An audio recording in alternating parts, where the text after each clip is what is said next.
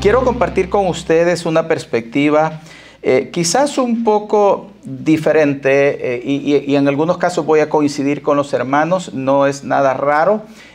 Para no repetir lo que ellos ya dijeron, el doctor Drago nos puso como una parte teórica y un marco de referencia más completo. Pastor Nets, por supuesto, y el doctor Lee también nos pusieron un marco de referencia. Y yo voy a hablar un poco desde mi perspectiva rápidamente para los que no me conocen. Nací en El Salvador. Crecí desde los 17 años, desde los 17 años viajando por todo el mundo porque abracé la carrera del periodismo. Entonces me tocó ser corresponsal en Centroamérica, al sur de México, Sudamérica. Estuve en Cuba 6 veces, en el norte de África, en Europa. He escrito 4 libros de negocios y me he dedicado al mundo de los negocios. Aparte que desde los 15 años siempre he puesto un pie en el ministerio y he estado liderando jóvenes, adolescentes, universitarios. Fui a Guatemala como pastor de jóvenes, estuve ahí casi 5 años pastoreando jóvenes universitarios. Entonces, hemos venido caminando así, pero yo me considero como el apóstol Pablo. Un pie en el mundo de los negocios y un pie en el ministerio.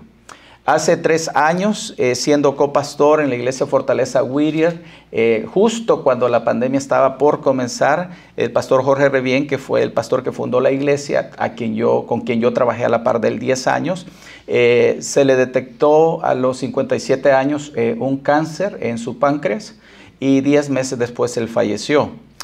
Yo asumí el pastorado a tiempo completo a partir de ese momento y he podido ver los dos lados de la moneda, ¿verdad? Lo que es estar 100% en el ministerio y lo que es estar colaborando con el ministerio. Aparte de eso, soy padre de 4 hijos. Mi hija mayor tiene 28 años y ya me hizo abuelo 3 veces, así que soy del club de los abuelos felices, ¿verdad? Y disfruto, una de las mejores etapas que estoy disfrutando.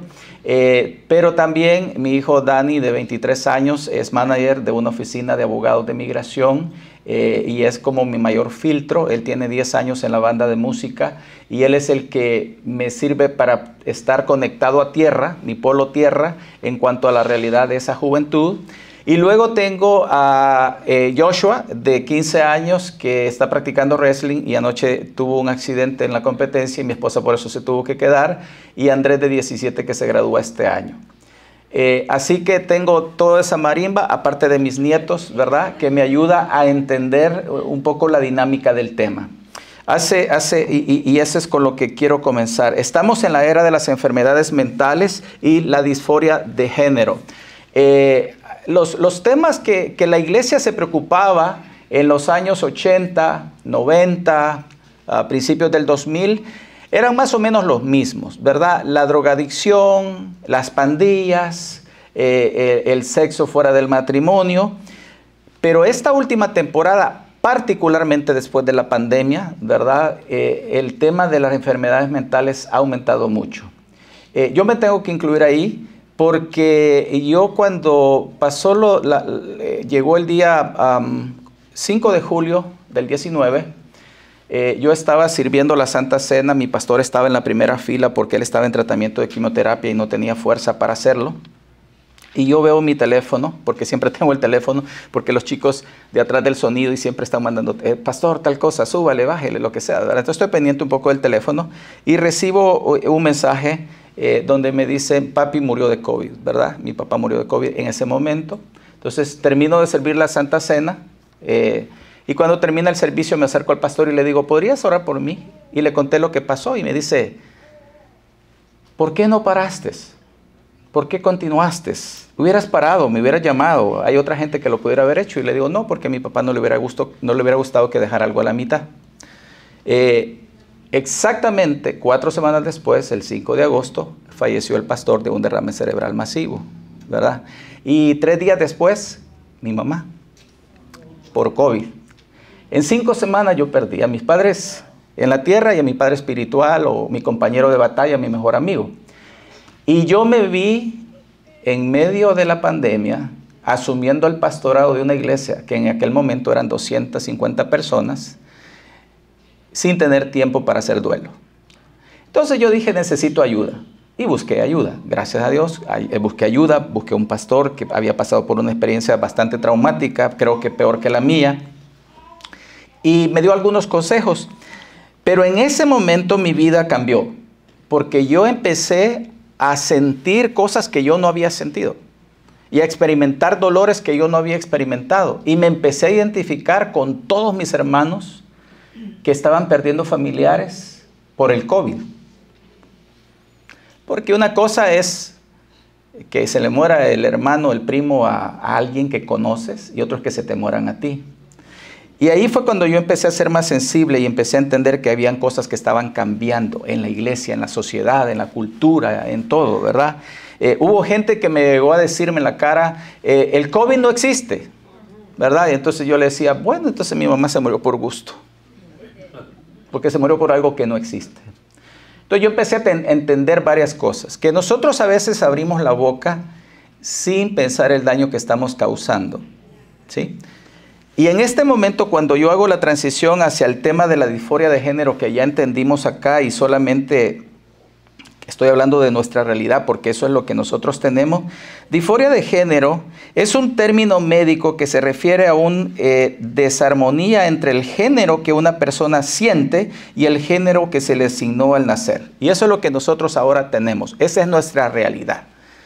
Nos están diciendo y nos han venido sensibilizando por 30 años, tú eres lo que tú sientes, ¿verdad? Y claro, por un lado está el pensamiento positivo mágico, ¿verdad? Tú eres ganador, tú eres triunfador, tú todo lo puedes. Y luego venimos nosotros y hacemos una mezcla espiritual y luego sacamos versículos de contexto y venimos a la iglesia y todos ganadores y todos triunfadores y los congresos de las mujeres todas son súper poderosas, todos son súper no sé qué historia. Y hay una línea delgada entre lo que yo siento y lo que yo realmente soy. ¿Sí? Y es que lo que estoy hablando es bien delicado y le digo, yo me tomo la libertad y perdónenme, me salgo un poco de la fotografía para poder ver cosas que no se logran ver siempre cuando solo estamos en el campo de la religión y de la iglesia. ¿Sí? Entonces, a nuestros niños y jóvenes por 30 años les han venido diciendo, ¿verdad? Tú no eres un perdedor, tú eres un ganador. Y nosotros empezamos a aplaudir eso hace 30 años, 25 años. ¿Estamos de acuerdo, sí o no? Sí. Y decimos, es que es preferible tener un pensamiento positivo que un pensamiento negativo. El latinoamericano por naturaleza es negativo, ¿verdad? Sos un inútil, sos el gordo, sos el feo, sos el chaparro, sos el negro, sos el tonto de la familia. Nadie da un 5 por ti. Entonces venimos y nos vamos al otro lado y tratamos de cambiar esa forma de pensar porque no es una forma de pensar correcta. Dios no nos creó así, ¿verdad? Y nos vamos para el otro lado y empezamos. Pero eso abre una puerta a que después le digan al niño o al joven, tú no solamente eres ganador y triunfador y tienes derecho a comerte el mundo, tú también tienes derecho a hacer lo que tú quieras. ¿Sí? Si tú eres varón y te dijeron que eres varón, quizás no eres varón y deberías de descubrirte para ver realmente qué tú eres. Y la verdad es que tenemos que abrazar lo siguiente. Sentirse no es lo mismo que ser. ¿Sí? Sentirse no es lo mismo que ser. Y aquí es donde nosotros tenemos que tener cuidado y empezar. Esta es una verdad absoluta. Yo me puedo sentir un súper cristiano. 43 años en la fe. Estudié en el seminario. Estoy sacando una especialidad. Tengo experiencia en misiones, y empieza uno a mencionar todo el currículo posible, pero el día que te golpea la verdad, que se te muere tu papá, que se te muere tu mamá, que se te suicida un hijo, ese día te das cuenta que tú no eres quien tú pensabas. Tú eres un ser humano normal que necesita todos los días de la gracia y de la misericordia de Dios para pararse en la mañana. Y eso es lo que nosotros somos, en verdad. Ahora, nuestros hijos tienen que entender eso. Hay verdades absolutas que nosotros tenemos que enseñarle a las nuevas generaciones. Hijo, tú tienes el potencial de llegar a ser, pero hay cosas que tú eres, no eres lo que tú sientes, ¿verdad? Y ya vamos a hablar un poquito más de eso. Hace 25 años yo conocí el movimiento de los Promise Keepers o cumplidores de promesas. La versión en español, hombres de valor o hombres de promesas también, ¿verdad? Y ellos planteaban en aquella época la crisis de la masculinidad y sus efectos. Y en cada conferencia de hombres nos hablaban y nos decían, tenemos un problema de masculinidad. Los hombres nos hemos afeminizado tanto que hemos dejado el espacio de autoridad y de guiar a nuestros hijos a las mujeres, y eso va a tener consecuencias terribles. Y yo entiendo cuando hay una madre soltera, una mujer soltera que está criando a sus hijos, obviamente no hay una figura paterna. Pero cuando el padre está en casa y deja de ser responsable masculinamente, empezamos a pagar los platos rotos que estamos pagándolo ahora. Ya lo dijo el pastor Netz. Ese vacío que ha quedado en la identidad del joven, ese vacío que ha quedado en el modelo del joven, está causando estragos terribles, porque si lo que el niño ha visto, lo que el joven ha visto, es un padre ausente, un padre abusivo, un padre tóxico, tú no quieres ser como ese hombre. Y está bien si eres inconverso, pero si eres un creyente, tú deberías de comportarte como una nueva criatura que eres en Cristo. Y el Espíritu Santo que Dios depositó en ti debería darte el poder, la sabiduría para ser un buen ejemplo a tus hijos, a los que están en tu casa. Ellos hablaron de la cultura del abandono. Cosas a cambio de amor y cosas a cambio de dirección. Yo te doy zapatos, yo te doy cosas, yo te doy el iPhone, yo te doy la tableta, te doy la computadora y yo te pago lo que tú quieras, pero no me pidas tiempo porque lo que yo tengo que hacer es trabajar. Lo más responsable que yo puedo hacer es trabajar, y si estoy en Estados Unidos yo vine a trabajar para darte una vida que yo no tuve. Y el niño y el joven voltea a ver y dice, yo lo que quiero es tener papá. Y ese es el gran desafío que nosotros tenemos, que cuando venimos a este país se nos olvida que 2 más 2 no es igual a 4. Tú puedes ganar el doble del sueldo, tener doble de trabajo y no vas a tener 4 en familia, vas a tener quizás 1 o quizás vas a aplazar, porque no le estás dedicando tiempo. Y los varones tenemos que saber, el tiempo de los varones en la vida de nuestras hijas les enseña a ellas cómo un hombre debe tratar a una dama. Y el tiempo de los varones en la vida de nuestros hijos les debe de enseñar cómo se comporta un varón, hijo de Dios. La escuela no se lo va a enseñar. Es más, ni la iglesia se lo va a enseñar con los 25, 30 minutos que los tenemos en la escuela dominical. Ahora, la prevención comienza con nosotros. Los cristianos, primero, no somos enemigos ni mucho menos homofóbicos. En la escuela, en la iglesia, en la universidad, les están enseñando lo siguiente. Los cristianos y la Biblia son enemigos de todos los homosexuales, de las lesbianas, de los transexuales. No, no lo somos. Y no debemos de comportarnos y mucho menos hablar como tales. Es que Cristo nos dejó a nosotros para ser luz y sal, para ser sus manos de amor para la gente que está perdida, no para estar tirando piedras y mandando a la gente al infierno. Y deben de saberlo. Yo cuando me encuentro con los homosexuales, que me encuentro mucho en el mundo de los medios de comunicación, tú te encuentras mucho con ellos. ¿Sabe que a propósito, cuando yo entro a una reunión y sé que hay ahí 1, 2, 3 que están con ese desafío, son a los primeros que yo saludo? Y los saludo de la misma manera que saludo a los demás. Le doy un apretón de manos, le doy un abrazo y le digo, ¿cómo estás? Me alegro de verte. Ellos tienen que saber que no somos enemigos de ellos. Nosotros no somos homofóbicos porque la fobia es tenerle miedo a algo. Yo no le tengo miedo a la gente gay. No, son gente normal. Y otra cosa, el pecado gay es igual que el pecado heterosexual. El problema que tenemos es que reaccionamos de una manera diferente. Si te llega tu hijo, Juanito, y te dice, ay papá, perdona, pero mira, yo tuve una tentación y tuve relaciones sexuales con mi novia. Juanito, eso no está bien delante de Dios, eso no se debe de hacer, no debes de andar haciendo esto, es fornicación. Pero si Juanito te dice, papá, tuve relaciones sexuales con Pedrito, con mi compañero, capaz que tú reaccionas de una manera totalmente diferente. Estoy seguro. Yo lo haría. Ahora, el pecado es igual. ¿Sí? El pecado es igual. Marcos nos dice lo siguiente. Un hombre con lepra se acercó y se arrodilló ante Jesús y le suplicó que lo sanara. Y le dijo, si tú quieres, puedes sanarme y déjame limpio. Movido a compasión, Jesús extendió la mano y lo tocó y le dijo, sí quiero. Esa es la primera reacción que yo veo de Jesús. Cuando un niño está confundido, cuando una niña está confundida. No me interesa si el que le cambió la identidad es su papá, o su primo, o su tío, o su abuelo, o el que lo cuidaba. Yo le decía al doctor Lee que ahora que me he metido a estudiar estas cosas, estoy recordando cuando yo tenía como 17 o 18 años en la iglesia y tuve maestros de escuela dominical, creyentes.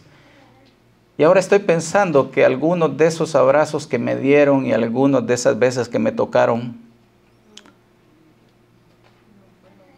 no eran correctas. Pero no eran gay, porque no estaban, pero seguro estaban batallando con esas cosas. Pero ¿sabe qué? No importa. Todos nosotros conocemos las historias de los pastores que han renunciado al pastorado para casarse con un hombre. Sí, pero es igual, el mismo pecado que dejar a la mujer y a los hijos para irse a casar con una mujer. Exactamente es el mismo pecado. Obviamente es más confuso y causa otro tipo de dolor y escándalo, pero no es correcto. Ahora, ¿qué es lo que sucede? Que la actitud de Jesús, cuando éste llegó y le dijo, Señor, si tú quieres. Y déjeme decirle algo, Jesús quiere rescatar a todos los que están confundidos en este momento, aún a los que se han declarado gay, homosexuales, lesbianas, pansexuales, transexuales, fluido de género, lo que sea. Jesús no tiene ningún problema con ellos, los del problema somos nosotros. Nosotros tenemos que tomar la responsabilidad paterna, sigue siendo la misma. Encontré este pasaje, no lo voy a estudiar, solo se los quiero leer tal como está para que ustedes entiendan lo que Dios estaba diciendo. Dice, ama al Señor tu Dios y obedece siempre sus requisitos, decretos, ordenanzas y mandatos. Ten en cuenta esto, que no dirijo estas palabras a tus hijos, los cuales nunca conocieron la disciplina del Señor tu Dios, ni vieron sus grandezas, ni su mano fuerte, ni su brazo poderoso. Ellos tampoco vieron las señales milagrosas ni las maravillas que hizo en Egipto contra el faraón y toda su tierra. No vieron lo que el Señor le hizo a los ejércitos de Egipto, a sus caballos, a sus carros de guerra, ni cómo los ahogó en el mar rojo mientras te persiguen. Los destruyó y hasta el día de hoy no se han recuperado. El siguiente. Tus hijos, no, está bien el 5. Tus hijos no vieron cómo el Señor te cuidó en el desierto hasta que llegaste a Los Ángeles, California. Siguiente. Pero tú sí vistes con tus propios ojos que el Señor llevó a cabo todas esas obras poderosas. Por lo tanto, asegúrate de obedecer cada uno de los mandatos que te entrego hoy a fin de que tengas fuerza para tomar la tierra donde estás a punto de entrar. Por lo tanto, comprométete de todo corazón a cumplir estas palabras que te doy, átalas a tu mano, llévalas sobre la frente para recordarlas. Y luego viene esto. Enséñalas a tus hijos. No te pases. Enséñalas a tus hijos. Habla de ellas en tus conversaciones. Necesitas tener tiempo con tus hijos para hablar. Cuando estés en tu casa y cuando vayas por el camino y cuando te acuestes y cuando te levantes.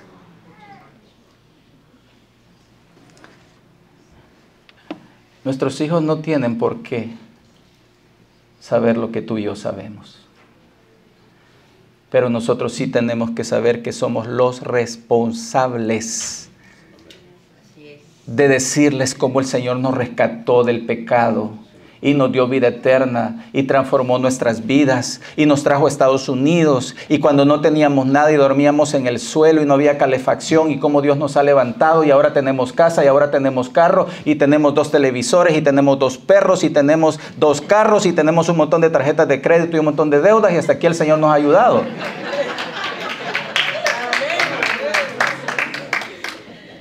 Y luego tomar la palabra de Dios y sentarnos en la casa a enseñárselas.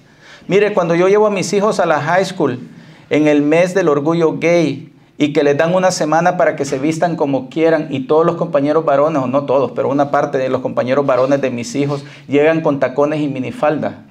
Le pregunto yo a mis hijos, ¿qué opinan ustedes de eso? Porque ¿sabe qué? A mí no me interesa pelear contra Sacramento, ni contra el Congreso, ni contra el Senado, ni contra el Departamento de Educación y de Salud, donde están poniendo transexuales a dirigir esos departamentos. A mí no me interesa eso porque no alcanzo a llegar hasta ahí. Soy demasiado pequeño, pero lo que sí puedo es alcanzar a mis hijos para que tengan una conciencia clara y una mente clara de lo que la palabra de Dios dice que deben de hacer en sus vidas. Eso es lo que me interesa. A mí me interesa que mis hijos varones entiendan que no pueden tener relaciones sexuales con sus novias porque eso se llama fornicación. Y es igual que acostarse con un hombre que con una mujer es pecado. Y tengo que enseñárselos. Eso es mi obligación en mi casa y eso es lo que la palabra de Dios dice.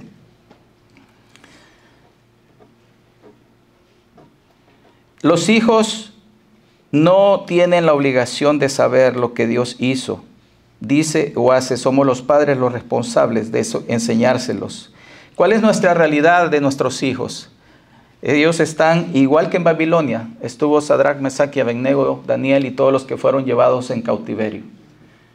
Voluntariamente usted manda a sus hijos a la escuela todos los días, ¿sí o no? ¿Sí? Para que los entrenen en ideología de género y sexo fluido.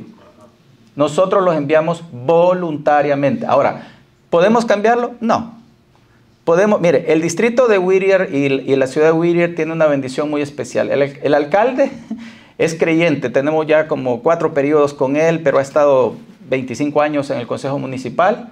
Él es uno de nuestros maestros de escuela dominical.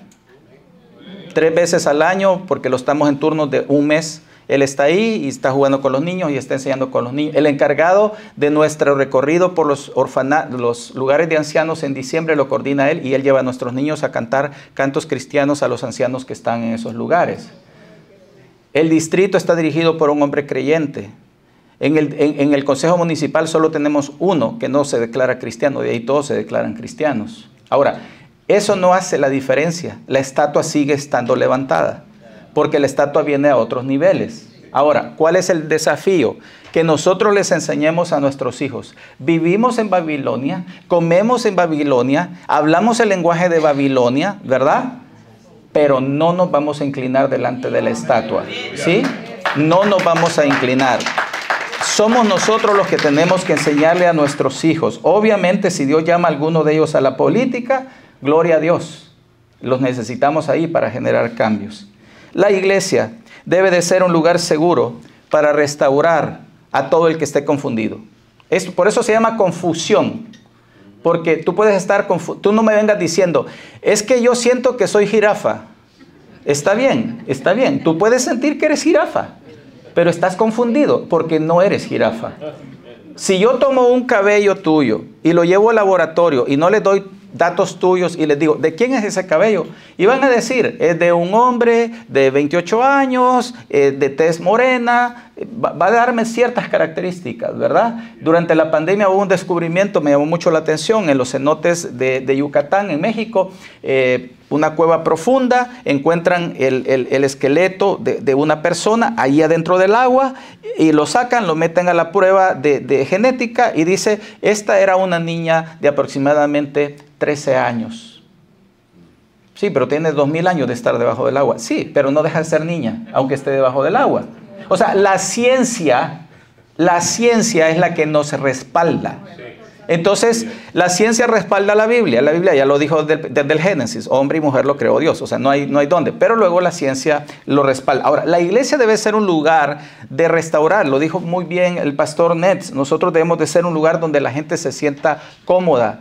Prepárense, pastores, y prepárense, hermanos, para recibir a la gente que viene confundida de género. Y nosotros vamos a hacer como Jesús, vamos a tirar las redes, los vamos a traer a Cristo y cuando ya están dentro de la canasta, entonces les empezamos a quitar las escamas con la palabra de Dios, con el poder del Espíritu Santo, con amor y misericordia, ¿verdad? No con otra cosa. La iglesia debe ser un centro de entrenamiento, no de entretenimiento, ¿verdad? Algunas iglesias su especialidad es entretener a la gente, no entrenar a la gente. En Fortaleza tenemos muchos domingos que después del servicio inmediatamente nos quedamos, el próximo domingo va a ser uno de esos, nos quedamos para entrenar a la gente en diferentes áreas. Hemos hecho tantas escuelas para padres, hemos hecho decenas de seminarios para matrimonios. ¿Por qué? Porque la iglesia es un centro de entrenamiento. A la gente se le entrena en estas 4 paredes de la iglesia para mandarlas a que vivan sus vidas de fe en el mundo. ¿Sí? No es para otra cosa. Y respecto a la gente confundida, eso debemos de hacer, entrenarnos nosotros para atender a esa gente con esas necesidades. Si usted trae y dice, mira que mi hijo está confundido, no, vente, no te preocupes, siéntate, vamos a comer, platiquemos. ¿Cómo está tu vida? ¿De qué se trata? ¿Verdad? ¿Cómo te sientes? Yo no voy a empezar a hablar con él. No, es que a ti te han metido cosas en la cabeza y que... No, espérate. Preocúpate primero por la persona antes de querer cambiarla. ¿Verdad? No queramos cambiar la forma de vestir de la gente cuando ni siquiera tiene una relación personal con Cristo. Sí, hay iglesias que no te dejan entrar por la forma en la que vas vestidos. Los gringos han hecho un montón de experimentos al respecto, ¿verdad? Y el otro día, hace un par de años, se hizo muy famoso el experimento de este pastor, que era el nuevo pastor de la iglesia, y se vistió de homeless y se fue a parar en la puerta de la iglesia, y después entraron todos, como 1000 personas a la iglesia, y nadie le dijo nada, y cuando ya empezó el culto, dijeron, vamos a presentar al nuevo pastor, entró vestido de homeless y dijo, estuve en la puerta desde tal hora, y ninguno de ustedes me saludó, ni siquiera se animó a invitarme a entrar para escuchar la palabra de Dios. En eso nos hemos convertido. La siguiente. La intervención. Los padres, los pastores y la iglesia. Debe de tener un corazón del padre pródigo. Conocemos la historia del padre pródigo. Mire, no sé cuánto usted ha estudiado esa parábola, pero yo la tuve que estudiar bien profundamente, porque me caló hasta los huesos. Cuando uno de mis hijos se comportó como un hijo pródigo. Me dolió hasta lo más profundo, pero aprendí que aquí la parábola no se debería llamar la del hijo pródigo, sino la del padre pródigo, porque ser pródigo, prodigio, es alguien que camina la milla extra, que da con sacrificio, que hace algo por el prójimo. Y fue el padre el que, viendo que su hijo malcriado le pidió la herencia, desearía que estuvieras muerto, y hagamos como que estás muerto y me das lo que me toca y me lo voy a ir a gastar a Las Vegas, en lo que sea. Y dice la palabra de Dios que cuando el hijo venía, levantándose, vino a su padre, y cuando aún estaba lejos, lo vio su padre y fue movido a misericordia, y corrió y se echó sobre su cuello y lo besó. Lo que yo esperaría de la iglesia de Cristo es que seamos movidos a misericordia, que nos levantemos y, si es necesario, que corramos hacia ellos para rescatarlos de la confusión que el enemigo ha plantado en sus cabezas. El enemigo ha venido trabajando, poniendo cosas en su mente, en su corazón, y a veces nosotros hemos contribuido a alejarlos en lugar de acercarlos. Pero este pasaje dice que el Padre fue movido a misericordia, y ese es el ejemplo de nuestro Señor Jesucristo, que movido a misericordia dejó su trono para venir a morir por nosotros. ¿Y qué fue lo que hizo? Corrió. O sea, Él no esperó que llegara. En esa temporada, igual que ahora, no son tus abuelos los que corren para ir a encontrar a los nietos. Sí, los que son abuelos. Yo lo único que hago es, cuando llegan mis nietos, yo solo me inclino y espero que ellos corran hacia mí para que yo abrazarlos. Pero este hombre no lo esperó, sino que él dijo, no, yo voy a salir a abrazarlo. ¿Por qué? Porque también la gente del pueblo tenía unas costumbres, ¿verdad?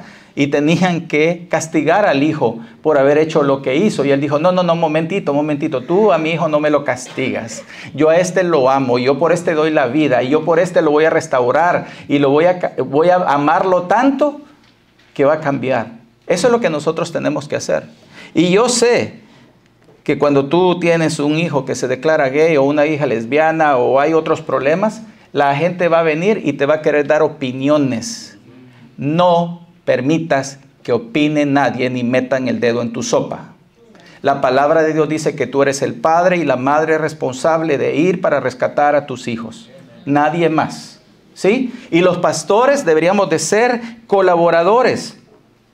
Somos la primera línea de defensa ante los psicólogos o psiquiatras de Babilonia. Mire, cuando hay un problema de estos, los padres se van a sentir más cómodos de ir primero contigo que con el psicólogo o con el psiquiatra. Pastor, prepárate.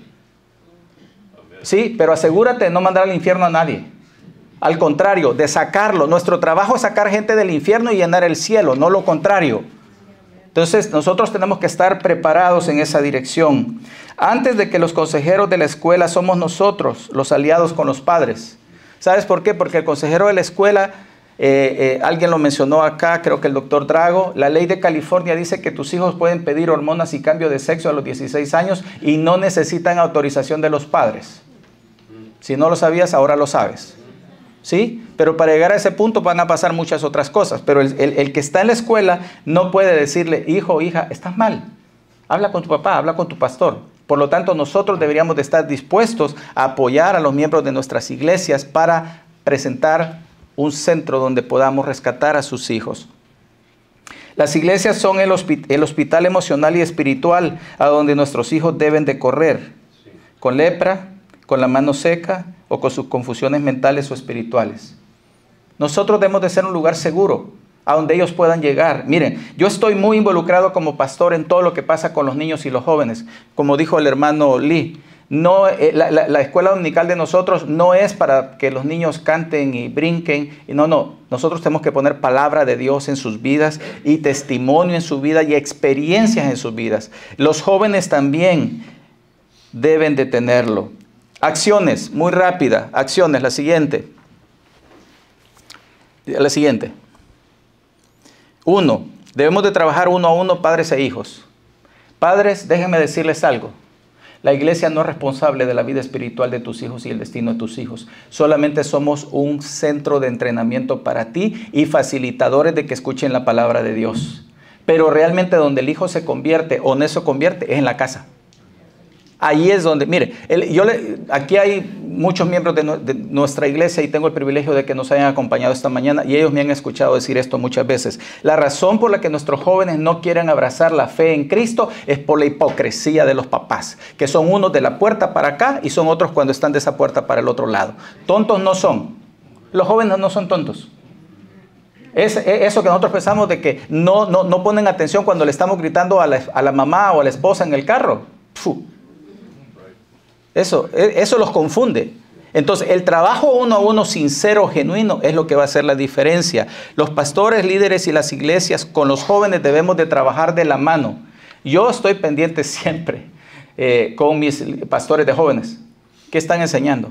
¿Qué no están enseñando? Nosotros somos una iglesia donde somos dos congregaciones, una en inglés y una en español. Y yo me he plantado y he dicho, a tal persona no la quiero en el ministerio. No, pero que es del ministerio de inglés y no sé qué rollo. Sí, pero su Instagram no me gusta. Porque las micheladas que pone ahí, las margaritas que pone ahí, la ropa que se pone en Instagram debe de ser algo que va a afectar la vida espiritual de los muchachos cuando llegue a la iglesia. Y no puedo permitir eso. Y no es que sea un santurrón, que no, es que el tequila y que un traguito y que no sé qué rollo. Sabes que en lo privado, y si tú no tienes problema, no tengo yo tampoco problema con eso. Pero tu vida, tus redes sociales, tu testimonio afecta la vida de la gente a la que tú estás ministrando. No te vayas todavía. Pastores e iglesias en la comunidad. Esto es muy importante. Mira, ¿cuántos creemos que las escuelas se están perdiendo? Violencia, drogas, sexo, un montón de cosas. Ahora sí, cambia la siguiente. Nosotros por mucho tiempo estuvimos orando por 2 escuelas. Perfecto, ya esta es la última. Por 2 escuelas. Whittier High, que es nuestra high school, que es la que nos queda a 7 blocks de la iglesia. Estuvimos orando hasta que un día nos llaman y nos dicen, nos gustaría que ustedes vengan a trabajar con el estudio bíblico.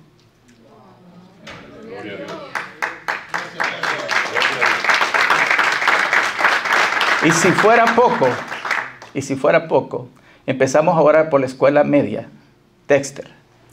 Y nos llamaron, primero nos llamaron a orar y nos dijeron, ¿ustedes podrían venir a orar con nosotros? Y nosotros dijimos, ¿cómo? Sí, queremos orar. Y esta profesora tiene 10 maestros en esa escuela organizados. Y una vez a la semana pasan salón por salón, orando por esos niños. Y nuestros líderes de jóvenes están orando con esos niños. Nos pidieron que fuéramos a sembrar plantas con ellos. Y fuimos. Esa escuela tiene 600 alumnos. Invitaron a 600 padres. Llegó un padre. Y como 25 voluntarios de la iglesia. Y el nuevo principal de la escuela se queda viendo y dice, ¿y por qué esta iglesia hace eso? Y nosotros decimos, porque es la misión. Dios nos puso para hacer luz y sal en la comunidad. Acérquese a sus escuelas como iglesias. Acérquense a las escuelas y dígale, oye, ¿en qué te puedo ayudar? A nosotros ya nos están pidiendo que les ayudemos a pintar paredes. Yo te pinto lo que tú quieras. Déjame entrar a la escuela. ¿Por qué? Porque la escuela es donde van mis hijos. Satanás ha puesto un trono ahí, queremos destronarlo. La iglesia debe tener un compromiso hacia la comunidad. No podemos seguir encerrados en 4 paredes pensando que alguien más va a ir a resolver el problema. Nosotros tenemos que hacerlo. Hermano, les desafío a ser cristianos de acción y de palabra.